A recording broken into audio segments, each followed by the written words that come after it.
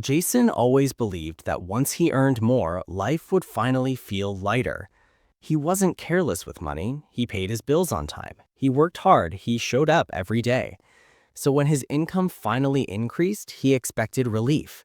He expected breathing room. He expected the pressure to ease. At first, it did.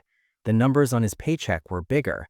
He upgraded a few things that had been on his list for years: a newer phone, better groceries, eating out a little more often. Nothing extreme, nothing irresponsible, just small improvements that felt earned. For a while, everything felt fine. Then one unexpected expense hit: a car repair, a medical bill, something ordinary but inconvenient. Jason checked his bank account and felt that familiar tightness in his chest. The numbers weren't disastrous, but they weren't comforting either. He realized something unsettling. Despite earning more than ever, the stress hadn't disappeared. It had only changed shape. That's often the exact moment money stops working for someone. Not when income drops, not when a mistake happens, but when more money no longer creates more security. Most people assume money stops working only when it runs out, but in reality, it stops working much earlier. It stops working when it no longer creates options, when it no longer buys time, calm, or flexibility, when it moves faster than intention can keep up. When money works for you, it arrives with a plan. It has direction. It has a purpose before it even shows up. Bills are already accounted for. Savings are already claimed. Future goals already have a place reserved. When money stops working, the plan disappears. Decisions get pushed into the moment. Convenience takes over. Emotional spending sneaks in, and saving becomes something that only happens if there's anything left. There's almost never anything left. Money that doesn't have a clear purpose will always find one, and it usually finds the easiest, most tempting option available. Not because people are weak, but because that's how human behavior works.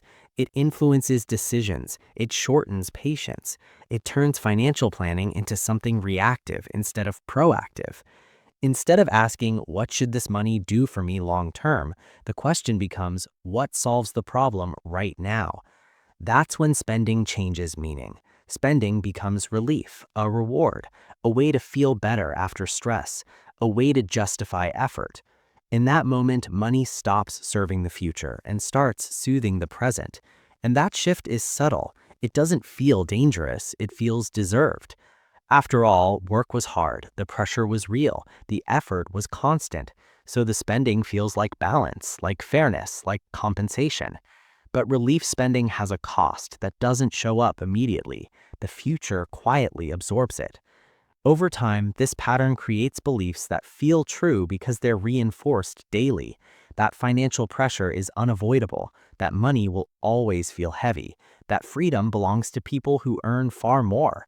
Those beliefs aren't loud, they don't announce themselves. They form quietly, through repetition, through months of effort without progress, through higher income without increased calm.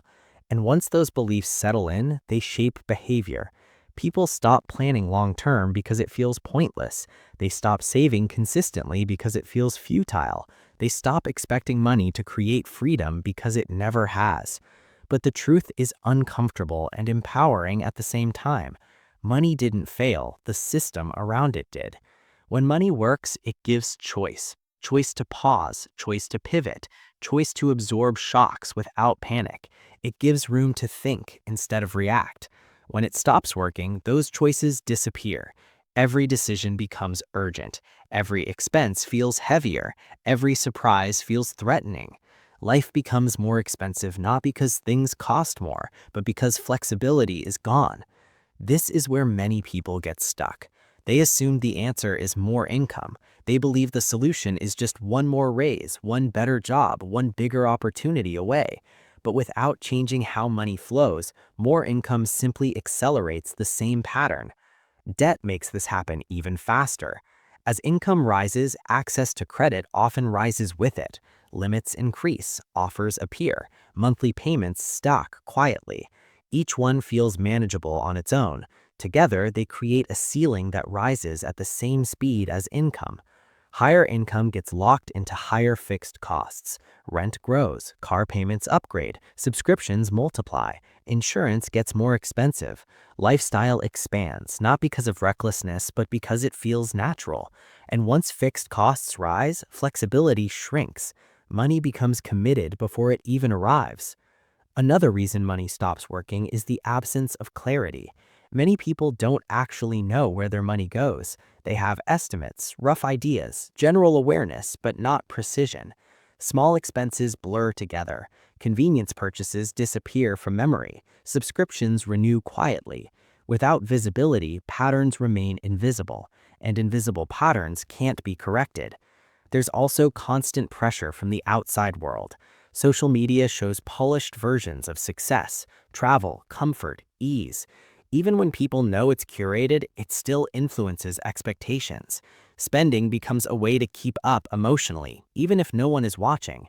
Meanwhile, saving and investing feel slow. Their rewards are delayed, invisible, quiet. They don't provide instant feedback. That makes them easy to postpone, especially when stress is high. So money flows to what feels good now. That's the moment money stops working. Not because income is too low, not because intelligence is lacking, but because intention is missing. When money works, it creates a gap between income and lifestyle.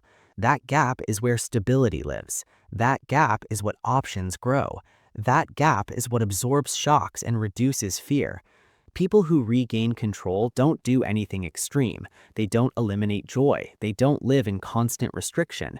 They simply decide that not every increase in income deserves an increase in spending. They let lifestyle grow slowly. They let income grow faster. That difference changes everything. They build systems that decide before emotions do. Savings become automatic. Bills are structured. Debt gets reduced intentionally. Money is given assignments before it has a chance to wander. They also stop treating money as a reward. This is a major shift. When money is treated as a reward, it gets consumed. When it's treated as a tool, it gets directed. Direction creates results. Results build trust, and trust changes behavior. Over time, money starts working again. Not magically, not instantly, but consistently. Emergencies feel less catastrophic. Decisions feel calmer. Options start appearing. The pressure eases, not because life gets cheaper, but because flexibility returns. And that's the real definition of financial progress. Not luxury, not appearance, but control. Staying stressed while earning more isn't a personal failure. It's the default outcome in a system that encourages spending and discourages patience. Recognizing that removes shame and replaces it with responsibility. Responsibility is empowering because it gives control back. The goal isn't perfection, it's progress. Small changes made consistently outperform big changes made once. Awareness beats intensity. Systems beat motivation. Financial stability doesn't require extreme sacrifice. It requires intention, restraint, and time. It requires choosing long-term calm over short-term relief. And most importantly, it requires recognizing the exact moment money stops working for you so you can make it work again. If this helped you see money differently, stay around.